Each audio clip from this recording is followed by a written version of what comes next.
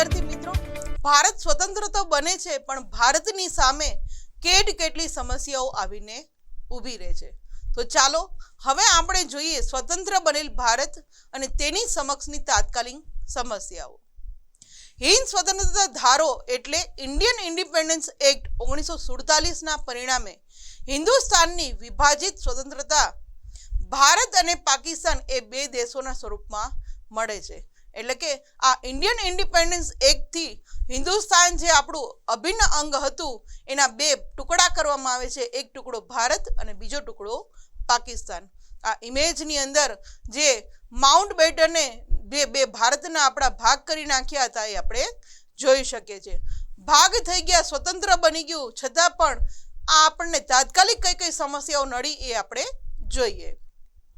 તો તત્કાલીન સમસ્યાઓની વાત કરીએ વિદ્યાર્થી મિત્રો, તો સૌથી પહેલી હતી એ લશ્કરોની વ્યવસ્થા। કારણ કે આપણું ભારતનું જે લશ્કર હતું, આ ભારતના લશ્કરની અંદર હિન્દુ અને મુસ્લિમ બેઉ સૈનિકો હતા। બ્રિટિશ સરકારે જે આખું લશ્કર ઊભું કર્યું હતું એની અંદર તો હિન્દુઓ પણ હતા અને મુસ્લિમો પણ હતા। તો લશ્કરની વ્યવસ્થા કઈ રીતે કરવી, બે ભાગ, જ્યારે કોઈ કુટુંબ છે એ અલગ થાય છે, આપણને ખ્યાલ છે કે કોઈ ફેમિલી ભેગું રહેતું હોય, જોઈન્ટ ફેમિલીને અલગ થાય છે ત્યારે દરેક વસ્તુના ભાગ પાડવામાં આવે। તો આવી જ કંઈક સમસ્યા છે આપણા ભારત અને પાકિસ્તાન વચ્ચે ઊભી થાય છે કે સૌ પ્રથમ લશ્કરની વહેંચણી કઈ રીતે કરવી। મિલકતોને લગતા પ્રશ્નો ઊભા થાય છે, કેમ કે ઘણા લોકો ભારતના એમ કહેવામાં આવે છે કે ગુજરાતમાં રહેતા હોય, હવે એને પાકિસ્તાનમાં જવું હોય તો એની મિલકત તો અહીંયા હતી, તો મિલકત તો ઉપાડીને જઈ ન શકે। તો આ મિલકતોને લગતા પણ પ્રશ્નો ઊભા થાય છે। લેણા અને દેવાના હિસાબ ઊભા થાય છે।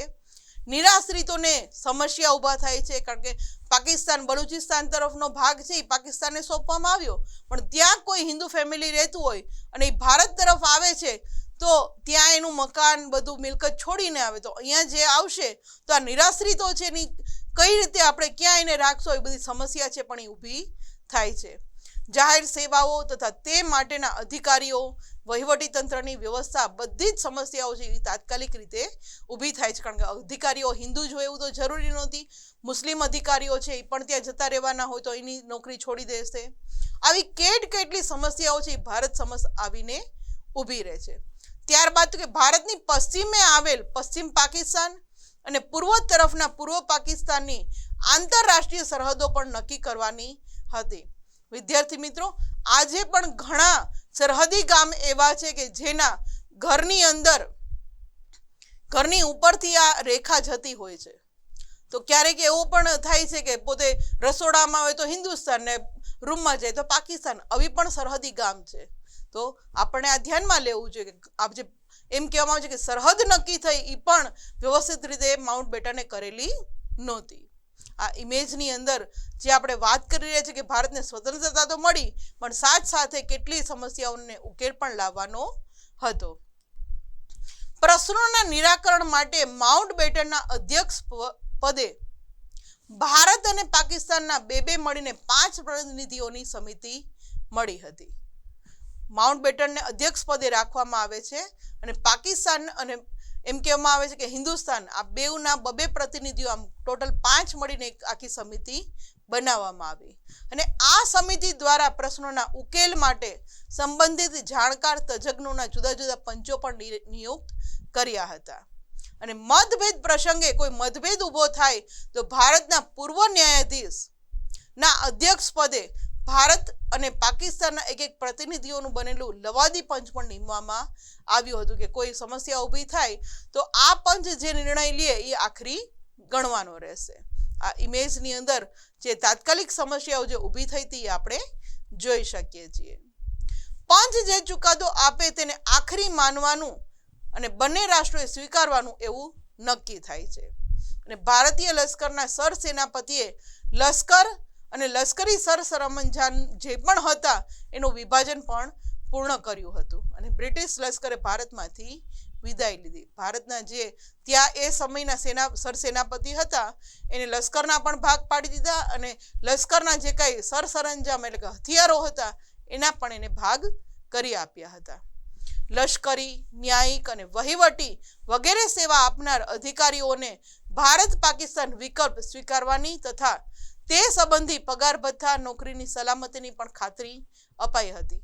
મેં હમણાં જ વાત કરી હતી કે ઘણા એવા અધિકારીઓ હતા કે જે હિન્દુસ્તાનમાં રહેવા ઈચ્છતા હતા અને ઘણા અધિકારીઓ એવા હતા જે પાકિસ્તાન જવા ઈચ્છતા હતા. તો આવા લશ્કરીના હોય, ન્યાયિક ક્ષેત્રે હોય કે વહીવટીમાં સેવા આપનાર જેટલા પણ અધિકારીઓ હતા એને વિકલ્પ આપ્યો કે તમારે જ્યાં જવું હોય તે તમને છૂટ છે, તમને નોકરીની સલામતી અમે આપી રહ્યા છીએ, પાકિસ્તાનમાં જશો તો પણ તમારું આ જ પદ રહેશે, એવી સલામતી એમને આપવામાં આવી હતી. આ ઇમેજની અંદર જે લશ્કરી આપણે વાત કરી કે જે ભાગ પાડવામાં આવ્યા હતા એ આપણે જોઈ શકીએ છીએ. ભારત અને પાકિસ્તાન છોડી આવનારા નિર્વાસિત નાગરિકો, તેમની તથા બંને દેશોની મિલકતો, રોજગાર, વ્યવસાય વગેરે સમસ્યાઓને પણ ધૈર્ય અને કુનેપૂર્વક ઉકેલવામાં આવી. વિદ્યાર્થી મિત્રો, કદાચ તમને ખ્યાલ હશે કે કચ્છની અંદર જે ગાંધીધામ છે એની આસપાસનો જે કઈ વિસ્તારો છે એ પાકિસ્તાનમાંથી, એટલે પૂર્વ પાકિસ્તાનમાં જે લોકો આવ્યા હતા, પાકિસ્તાનમાંથી આવનાર દરેક વ્યક્તિને ત્યાં આશરો આપી અને ગાંધીધામ આખું નવું વસાવવામાં આવ્યું હતું. અને ગાંધીધામ એટલે ગાંધીજીના નામ ઉપરથી જ અહીંયા એ લોકોને આશરો મળે છે એટલે એ વિસ્તારને ગાંધીધામ નામ આપવામાં આવ્યું હતું. તો આવી રીતે બંને દેશોની અંદર જે નાગરિકો અહીંથી મુસલમાન લોકો ત્યાં જતા રહ્યા હતા એના પણ નિર્વાસિતો લોકો એ લોકોએ ત્યાં વ્યવસ્થા કરી હતી. પાકિસ્તાનમાંથી હિન્દુસ્તાનમાં આવ્યા એ લોકો માટે પણ વ્યવસ્થા કરવામાં આવી હતી. આ રીતે બંને દેશની મિલકત છે, રોજગાર છે, વ્યવસાય છે, આ બધાને એમ કહેવામાં આવે છે કે ઉકેલ કરવામાં આવ્યા હતા.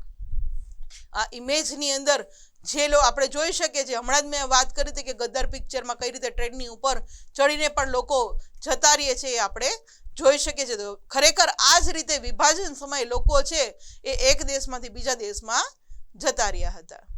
અને સરદાર પટેલે ભારતના 562 જેટલા દેશી રજવાડાઓને સ્વતંત્ર ભારત સંઘમાં જોડવાનું ભગીરથ કાર્ય તેમના દ્રઢ નિશ્ચય, લોખંડી મનોબળ અને મુત્સદીપૂર્ણ વાટાઘાટો વડે કર્યું હતું. કે ભારત આઝાદ થયું ત્યારે પણ આપણે આપણા દેશની અંદર, ભારતની અંદર 562 જેટલા નાના મોટા દેશી રજવાડાઓ હતા. હવે આ રજવાડા એવું વિચારે કે અમે સ્વતંત્રતા રહેશું, ભારત સાથે નહીં જોડાય તો શું થાય? તો ભારતનો જેટલો બ્રિટિશ સરકારનો પ્રાંતનો ભાગ હતો એ અલગ થાય અને રજવાડાનો ભાગ અલગ થાય. તો વળી ભારતના પણ પાછા બે ભાગલા પડતા હતા.